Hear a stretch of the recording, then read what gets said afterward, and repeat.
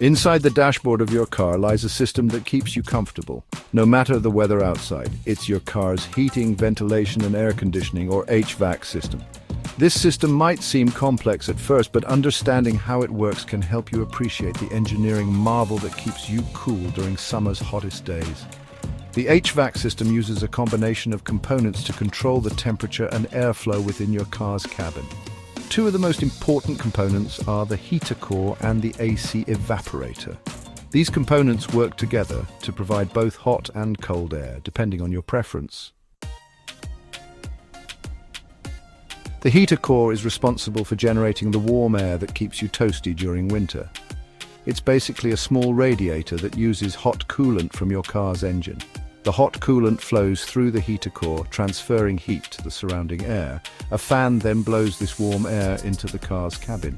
The AC evaporator, on the other hand, is responsible for cooling the air. It works on the principle of refrigeration, using a special fluid called refrigerant to absorb heat from the air. This chilled air is then blown into the cabin by the same fan, providing a welcome relief from the heat. The car's air conditioning system comprises several key components that work together in a continuous cycle. Understanding the role of each component is crucial to grasping how the system functions as a whole. The compressor is the heart of the system, responsible for circulating the refrigerant. Next, we have the condenser, which looks like a smaller radiator located at the front of the vehicle. The condenser's job is to cool the refrigerant, changing it from a high-pressure gas to a high-pressure liquid. The receiver dryer, as the name suggests, stores the liquid refrigerant and removes any moisture. Then we have the expansion valve, a small but vital component that regulates the flow of refrigerant into the evaporator. Finally, the evaporator, similar to the heater core, is where the magic of cooling happens. The cooling cycle begins with the compressor. The compressor takes in low-pressure refrigerant vapor and compresses it into a high-pressure, high-temperature vapor. This hot vapor then travels to the condenser. As the hot vapor travels through the condenser, it releases its heat to the cooler outside air flowing over it. This causes the refrigerant to condense from a vapor back into a liquid still under high pressure. The now high-pressure liquid refrigerant then flows to the receiver dryer. The receiver dryer stores the high-pressure liquid refrigerant and removes any moisture that may have entered the system. This is important because moisture can freeze and damage the system. From the receiver dryer, the refrigerant makes its way to the expansion valve. Section 5. From liquid to gas. The magic of the expansion valve. The expansion valve is a precisely controlled restriction point in the system. As the high-pressure liquid refrigerant passes through the expansion valve, it expands rapidly.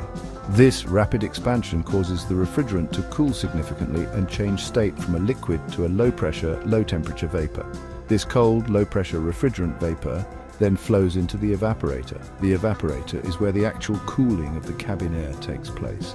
As the warm cabin air is blown across the evaporator's fins, it transfers its heat to the cold refrigerant vapor. This causes the refrigerant to evaporate, absorbing the heat from the air and leaving the air cool and refreshing. Section 6. Keeping it balanced, sensors and self-regulation. The car's AC system is designed to maintain a specific temperature and pressure range for optimal performance. This is achieved through a network of sensors and control mechanisms that constantly monitor and adjust the system's operation. Pressure sensors, located in the high and low pressure sides of the system, monitor the refrigerant pressure and relay this information to the car's computer. Similarly, temperature sensors measure the temperature of the refrigerant at various points in the cycle. This data allows the computer to control the compressor's operation, the expansion valve's opening, and the fan speed to maintain the desired temperature and pressure. Section 7. Highs and lows, understanding the pressure zones. The car AC system operates within two distinct pressure zones, the high pressure side and the low pressure side. Understanding the pressure differences between these zones is crucial for diagnosing and troubleshooting AC problems. The high pressure side, as the name suggests, operates at a higher pressure. It includes the components from the compressor outlet to the expansion valve inlet, encompassing the compressor, condenser, and receiver dryer. The low-pressure side, on the other hand, operates at a lower pressure and includes the components from the expansion valve outlet to the compressor inlet, encompassing the expansion valve and the evaporator. Section 8. Smooth operator, lubrication, and compressor types. Just like any other mechanical system, lubrication is vital for the smooth operation and longevity of the car AC system. The refrigerant itself carries oil, which lubricates the moving parts of the compressor and ensures its efficient operation. There are several types of compressors used in car AC systems, with the most common being the piston compressor and the variable displacement compressor. The piston compressor uses pistons to compress the refrigerant, while the variable displacement compressor can adjust its pumping capacity based on the cooling demand. Section 9. Blast from the past. A glimpse at older systems. While the basic principles of car AC systems have remained relatively consistent over the years, there have been some notable variations in system design. Older systems, for instance, often used orifice tubes instead of expansion valves. Orifice tubes are simple fixed restriction devices that don't offer the same level of control and efficiency as modern expansion valves. However, they were simpler and less expensive to manufacture, making them a common choice in older vehicles.